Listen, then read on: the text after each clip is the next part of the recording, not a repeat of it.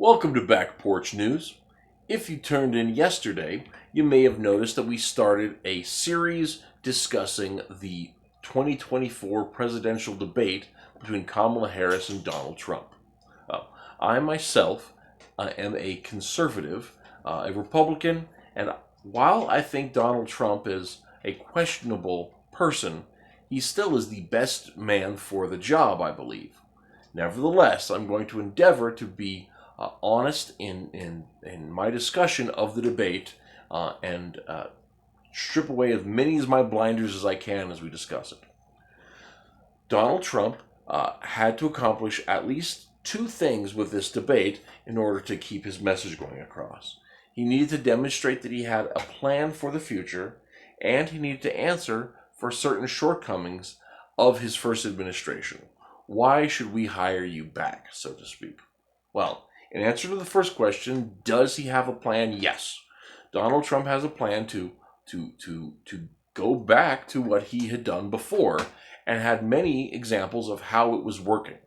I think he did a good job in the debate of explaining the successes that he had, but I feel like he could have done better by explaining how those successes were repeatable in the next 4 years rather than just harping on how well it worked the first time around.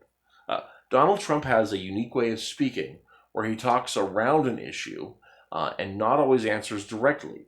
He has an indirect and rambling matter of speech. And once you've gotten used to listening to him, you can find he answers a lot of questions that you might not notice that he is answering in the way he speaks.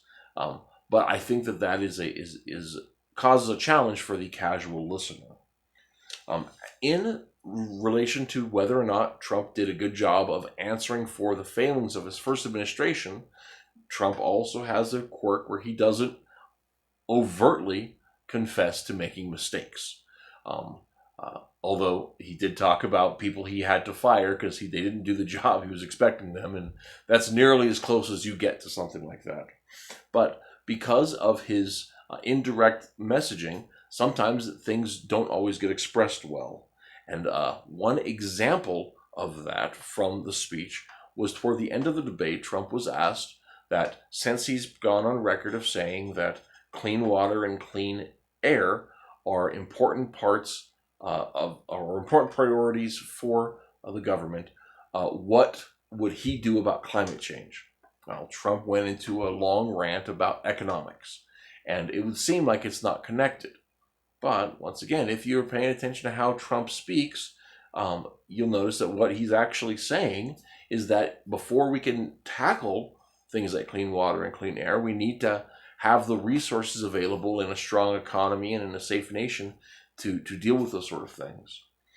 Now, if you know the research, the sociological research about ecology, you'll note that in developing nations, as countries become financially secure and safe from crime and things, that's when they start taking care of the environment and start thinking about conservation.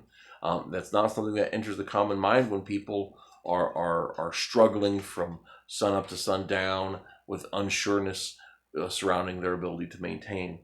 And so Trump is, through knowledge of the research or through his own intuition, is actually hitting on the exact answer to the question, but because of his indirect communication style, that didn't always get addressed. And there were other cases like that too. So that being said, I think that Trump did the things he needed to do largely with the speech, but not necessarily in a way that's going to meet as broad an audience as he might have wanted to. Well, that's going to sum up this section of the video as we discuss the debate. Come back tomorrow when we have a wrap-up thoughts about missed opportunities and that sort of thing. So hopefully you enjoyed the video. Found it interesting. If you did, please hit a like, subscribe, help our channel to grow. Leave a comment down in the comment section if you have questions or if there's topics you want to suggest, and you can follow our socials in the description. Until tomorrow, learn to ask the right questions, and we'll see you guys back on the back porch.